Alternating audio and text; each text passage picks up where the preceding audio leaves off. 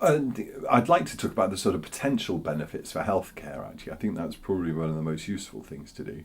And it would seem at the moment that most people are trying to sell convenience from the point of view of the citizen or the patient or the person using healthcare. And that is a really important one.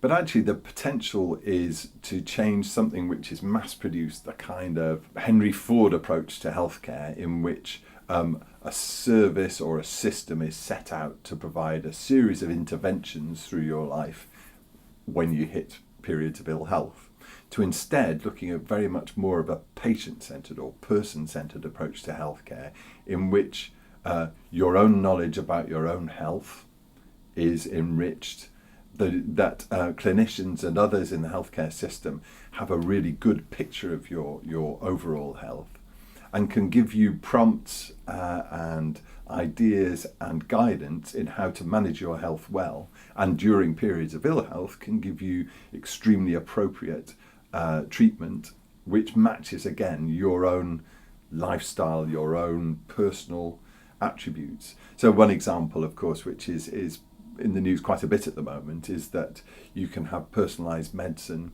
which matches your genome. It can make a match to your own physiological makeup in a way that was never possible previously. And so, for example, this is being used at the moment to reduce the side effects of things like chemotherapy. But in future, things like immunotherapy will also provide some new treatment mechanisms, which again are very much tailored to the individual and can help in curing or at least managing long-term conditions. And we may, in fact, in our lifetime, begin to see things like cancer as a long-term condition, more akin to high blood pressure than a kind of, well, I guess a generation ago it would have been seen as a death sentence. So there are great possibilities. But there are also great possibilities about the way that healthcare is organised. So the leaders within the National Health Service in the UK are under extreme pressure to manage the performance of their organisations, and it's done in a very sort of old style way, I have to say. It's all about activity measures. And in the future, I think it will be possible to manage an organisation looking at outcomes far more, looking at the population health of the people that you're looking after, and begin to sort of really target resources where you know that they're going to be most effective in keeping people healthy. And that's a very different approach. But that will only happen if the leaders have vision, if they understand that their core purpose is to keep people well, not to treat people well when they're poorly.